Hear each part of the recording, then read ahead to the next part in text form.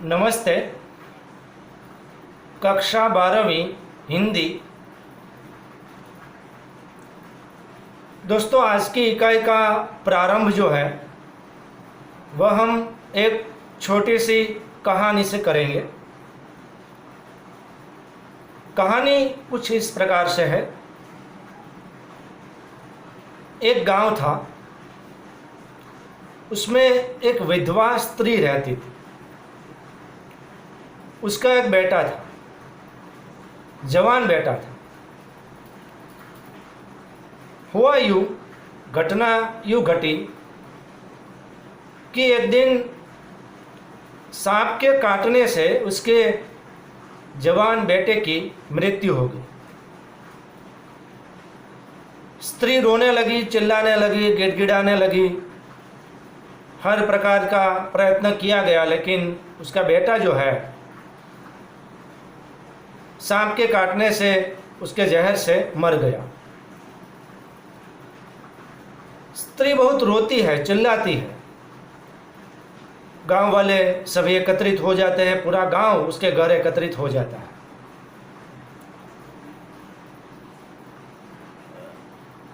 गांव वाले जो है वे कहते हैं कि अब इस लड़के की अंतिम संस्कार की तैयारियां की जाए। लेकिन स्त्री जो है वह अपने बेटे को लेकर जाने नहीं दे रही। 3-4 दिन ऐसे ही बीत गए। स्त्री रोती रहती है, चिल्लाती रहती है, और गांव वाले जो है उनको उसकी लाश को अंतिम संस्कार के लिए श्मशान में लेकर जाने नहीं दे रही। गांव वाले परेशानी में पड़ गए। अगर ज़्यादा दिन देह रहेगा तो सड़ जाएगा और उनमें से दुर्गंध आएगी। लेकिन स्त्री मान नहीं रही है। वह उसके बेटे की लाश को लेकर गांव वालों को जाने नहीं दे रही। वह रोती है, चिल्लाती है, गिड़गिड़ाती है, उसकी लाश को छोड़ने के लिए तैयार नहीं है। हुआ यूं कि गांव में एक बुजुर्ग रहते थे, बुद्धिमान।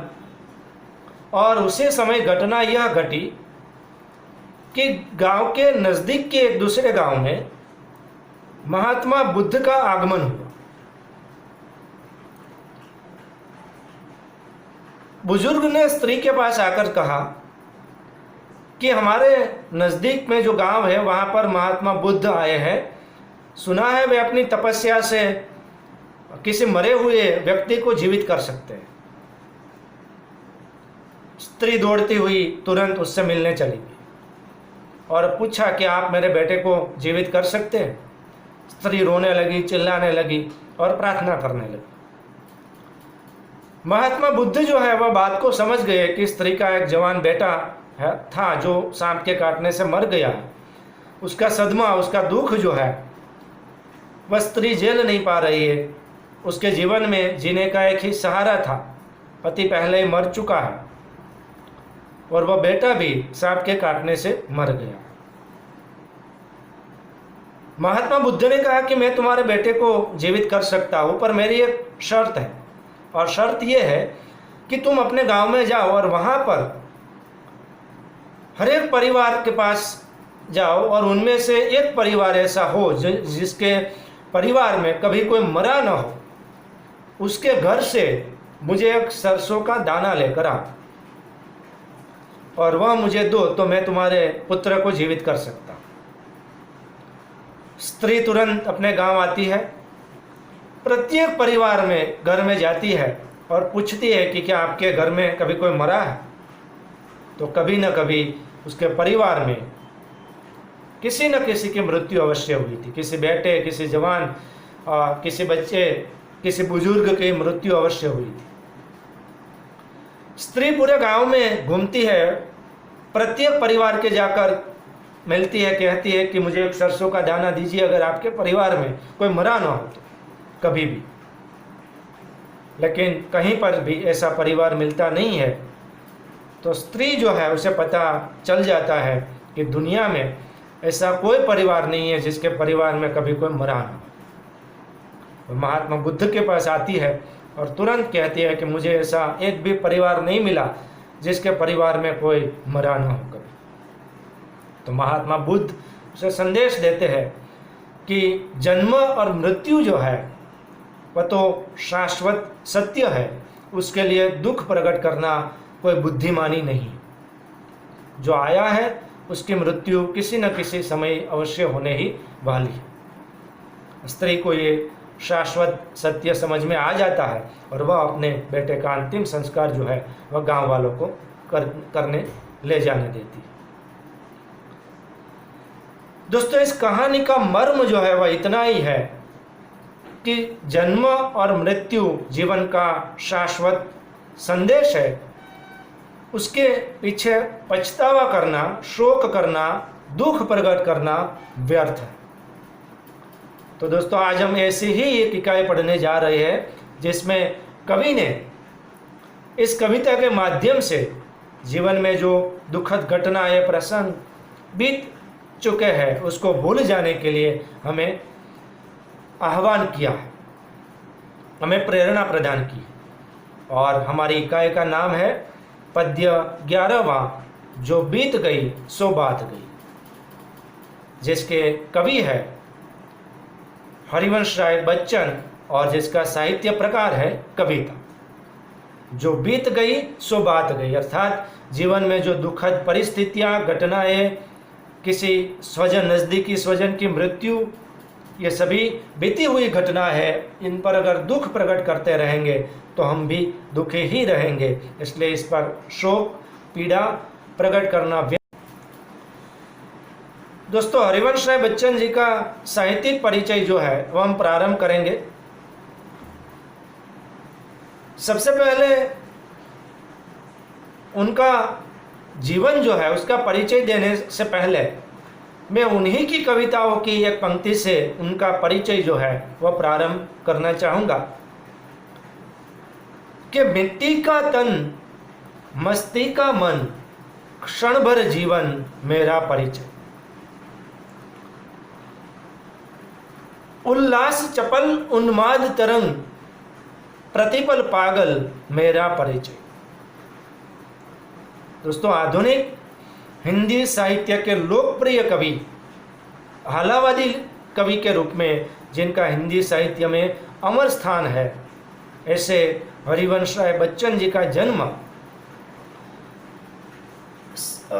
1907 में उत्तर प्रदेश के इलाहाबाद का एक गांव है बाबूपट्टी करके, वहाँ पर उनका जन्म हुआ था। उसके माता पिता की अगर बात करें तो उसके पिताजी का नाम प्रताप नारायण श्रीवास्तव था और उसकी माताजी का नाम सरस्वती देवी था। दोस्तों, हरिवंश राय बच्चन जी की अटक जो है, सरनेम जो है वह श्रीवास्तव थी। और मूल बात यह थी कि बचपन में हरिवंश राय बच्चन को बच्चा कहकर बुलाया जाता था और बच्चा का अर्थ होता है बच्चन। तो हरिवंश राय ने बाद में हरिवंश राय श्रीवास्तव की जगह पर अपनी जो नाम है उसके साथ बच्चन जोड़ दिया, बच्चा की जगह पर बच्चन जोड़ दिया और फिर वे कहलाए हरिवंश राय बच्चन। दोस्तों, उनका पहला विवाह जो है वह 19 साल की उम्र में ही श्यामा नामक लड़की से हुआ था। हरिवंश राय की उम्र उस समय 19 साल की थी और उनकी पत्नी की उम्र जो है वह 14 साल की थी। उनका ये जीवन लंबे समय तक नहीं, दाम्पत्य जीवन लंबे समय तक नहीं चल पाया और 1936 में उनकी मृत्यु हुई। टीबी के रोग के कारण श्यामा जी की बहुत कम समय में, कम उम्र में मृत्यु हुई। उस समय हरिवंश राय बच्चन की आर्थिक परिस्थिति जो है वह भी बहुत कमज़ोर थी। वे संघर्षरत थे उस समय, खुद भी बीमार रहते थे और उनकी पत्नी भी बीमार पड़ी। दोस्तों, उनके आत्मकथा में इनका जो संघर्ष है उनका आलेखन बहुत बखूबी किया है। जो आप गुजरात बोर्ड का हिंदी 9वीं कक्षा का जो पाठ्य पुस्तक है उसमें उसकी आत्मकथा का एक अंश आप पढ़ चुके हैं, जिसका नाम है मेरी बीमारी श्यामा ने ले ली। और श्यामा जो है, हरिवंश राय बच्चन ठीक हुए और श्यामा जी जो है उसकी वह बीमार पड़ी और इतनी भयंकर बीमार पड़ी कि आखिर उसकी मृत्यु। उस प्रकरण में इस बात का उल्लेख उन्होंने किया। तो जीवन काफ़ी अभावों में संघर्ष में बीता। प्रारंभिक जीवन उनका काफ़ी संघर्ष में वह जीवन में रहे। उनका दूसरा विवाह जो है 1941 में तेजिया सूरी नामक एक पंजाबी लड़की से हुआ, जिनसे उनकी 2 संतानें हुई, एक अमिताभ और दूसरे अजिताभ।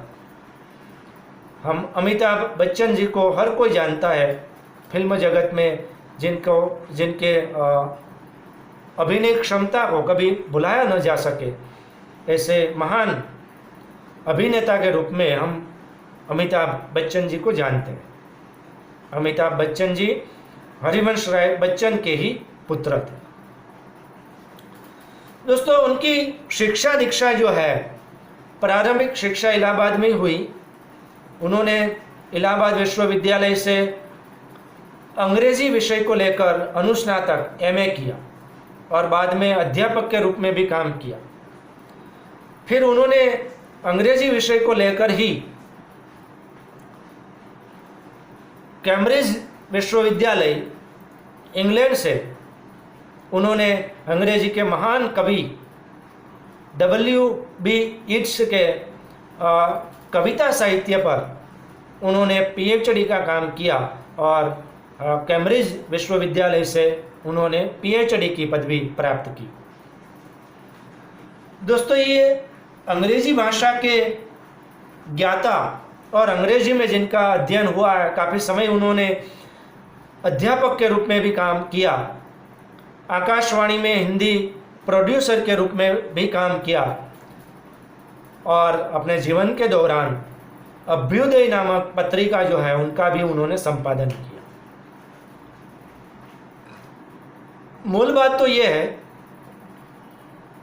कि वे अंग्रेजी के अध्यापक थे, उसके बावजूद भी उनका समग्र साहित्य जो है वह हिंदी में प्रकाशित हुआ। वे हिंदी प्रिय कवि थे।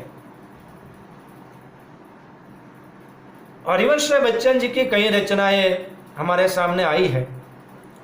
दोस्तों, जीवन भर संघर्षमय रहे और उनकी कविताओं में इस बात का जो है वह संकेत मिल जाया करता है।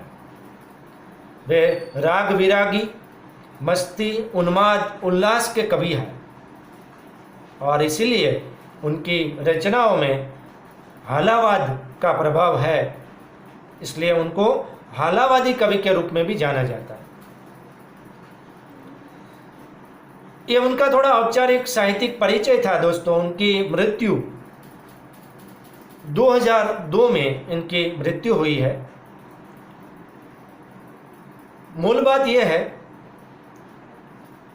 उनकी कृतियां कई प्रकाशित हुई है, जिनमें से उनके काव्य संग्रह, कई अनुदित रचनाएं और कई अन्य साहित्यकारों पर आलोचनाएं भी प्रकाशित हुई।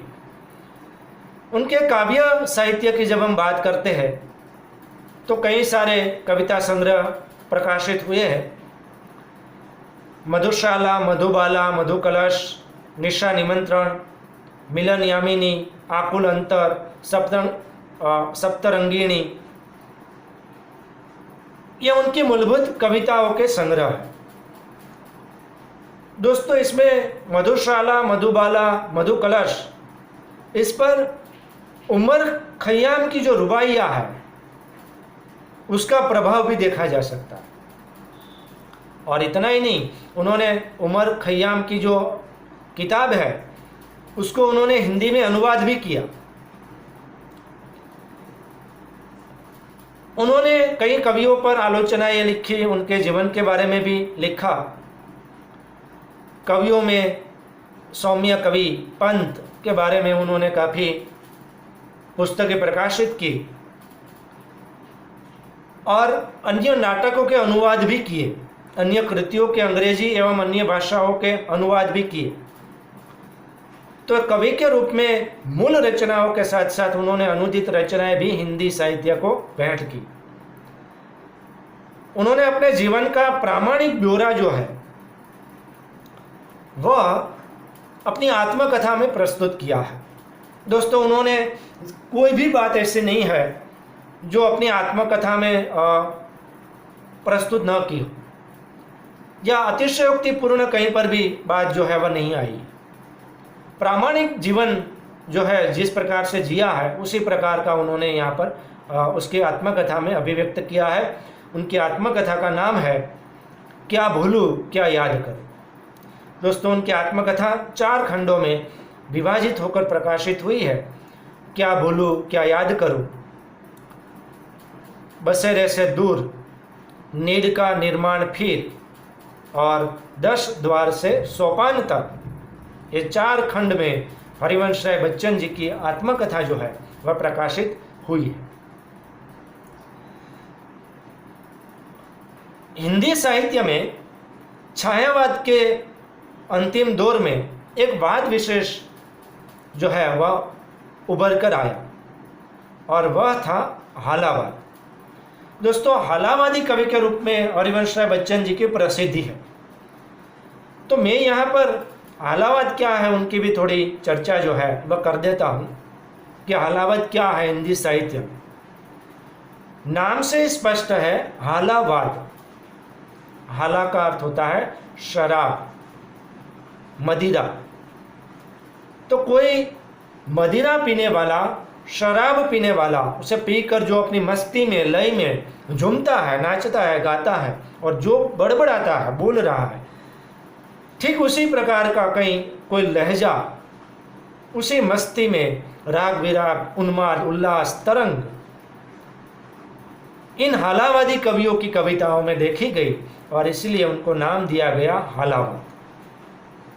मूलभूत रूप से उमर खयाम जैसे कवि जो है उर्दू के, उनका प्रभाव इन कवियों पर ज़्यादा दिखाई देता है। इन हालावादी कवियों में हरिवंश राय बच्चन तो प्रमुख है ही, साथ साथ भगवती चरण वर्मा, नवीन जी, अंचल जी जैसे कई सारे रचनाकार है जिनके कविताओं में हालावाद जो है वह दिखाई देता है। तो हालावाद एक काव्य विशेष की विचारधारा है जिसमें कवि कोई शराब पीकर अपना मस्ती में कोई व्यक्ति झूमता है, जो बोलता है, प्रकट करता है। ठीक वैसे ही इन कवियों की कविताओं में अपनी मस्ती, अपना उन्माद, अपना तरंग, अपना राग विराग जो है वह दिखाई देता है और इसलिए उन्हें हालावादी कवि के रूप में जाना जाता है। तो हरिवंश राय बच्चन जी जो है वह भी एक हालावादी कवि के रूप में प्रसिद्ध है। दोस्तों, हमारी जो कविता है, जो बीत गई सो बात गई, वह कविता जो है वह उनके कविता संग्रह सतरंगिणी नामक कविता संग्रह से यहाँ पर प्रस्तुत की गई है, ली गई है। हरिवंश राय बच्चन हिंदी साहित्य के आधुनिक कवियों में लोकप्रिय और सबसे ज़्यादा पढ़े जाने वाले कवि रहे। उनके बारे में, उनके जीवन एवं उनकी साहित्य की विशिष्टताओं के बारे में जितना पढ़े, जितना कहे उतना कम है। तो दोस्तों, हरिवंश राय बच्चन का काव्य हिंदी साहित्य की एक अमूल्य निधि है और जीवन भर संघर्षरत रहे और उतना श्रेष्ठ साहित्य हमारे सामने उन्होंने हिंदी साहित्य में भेंट किया। इसलिए उनको पद्म भूषण से भी सम्मानित किया गया है। उनकी कई किताबों को दो चट्टाने नामक किताब जो है उसको साहित्य अकादमी पुरस्कार से भी पुरस्कृत किया गया है। तो समय समय पर उन्हें अलग अलग पुरस्कारों से पुरस्कृत भी किया गया है। मैं उनका परिचय जो है वह उन्हीं की एक कविता से पूरा करूँगा, फिर हम इस कविता का जो सारांश है उसे समझने की कोशिश करेंगे। लेकिन यहाँ पर मैं उनकी ही एक कविता जो है, दोस्तों ये कविता जो है वह आपने अग्निपथ फिल्म जो है उसमें अंतिम दृश्य में यह कविता जो है वह सुनी होगी। वह कविता है अग्निपथ।